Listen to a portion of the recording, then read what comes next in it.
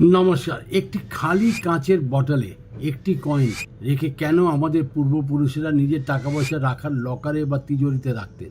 দেখুন, ছোট বয়স থেকে আমি শুনে আসছি যে এমন করলে অর্থের কোনোদিন শেষ হয় না, বরং প্রচুর বৃদ্ধি পায়। যে কোনো কয়েন রাখা যাবে। কি করবেন? একটা কাঁচের বটল নেবেন, যার মুখটা একটু বড় আছে সেরকম নেবেন। তার মধ্যে একটা কয়েন রেখে ছিপিটা নিয়ে বন্ধ করে দিয়ে আপনার টাকা পয়সা রাখার স্থানে রেখে দিন। বড় বড় ব্যবসায়ীরা নিজের দোকানের তিজোরিতে রাখেন এই বটলটাকে। ছোট্ট বটল কিন্তু বড় মুখ, এটা খেয়াল রাখবেন ছিপিটা যেন থাকে। আপনি রেখে দিন। এবার আপনি যদি অনেক বড় মানুষ আছেন, আরও বড় হতে চান, তাহলে কী করবেন? সোনার কয়েন রাখবেন বা রূপোর কয়েন রাখবেন। আর না হলে আপনি যে দেশে থাকেন সেই দেশে চলতি কয়েন রাখতে পারেন, বা আমাদের দেশের যদি মানুষ আছেন তাহলে আপনি আমাদের দেশের যে কোনো চলতি কয়েন রাখতে পারেন। তামার কয়েনও রাখা যাবে।